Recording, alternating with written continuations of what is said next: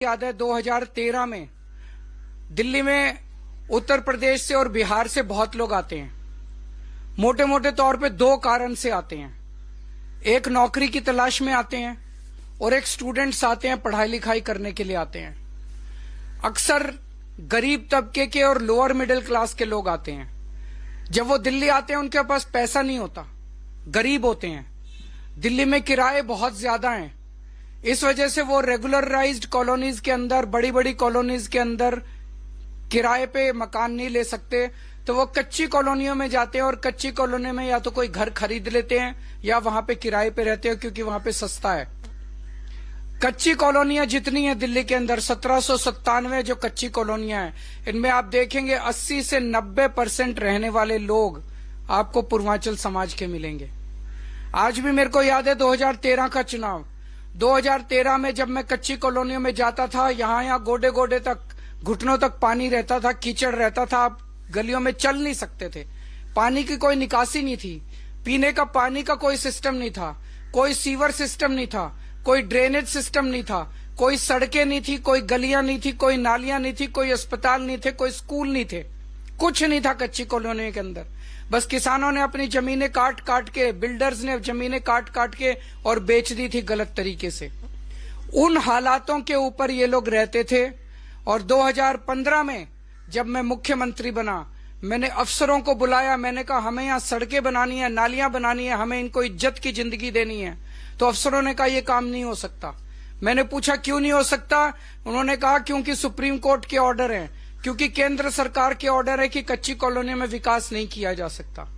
उन सारी अड़चनों को, सुप्रीम कोर्ट के ऑर्डर्स को, केंद्र सरकार के ऑर्डर्स को, हमने सारी अड़चनों को पार करके और कच्ची कॉलोनियों में विकास करना चालू किया। दिल्ली में 1797 कच्ची कॉलोनियां हैं, आज 1650 कॉलोनियों के अंदर हमने पानी पहुंचा दिया है, पानी की पाइपलाइन डाली है। हमने 10,000 किलोमीटर की सड़कें और गलियां बनाई हैं कच्ची कॉलोनियों के अंदर। हमने 6800 किलोमीटर की नालियां और सीवर डाले हैं कच्ची कॉलोनियों के अंदर।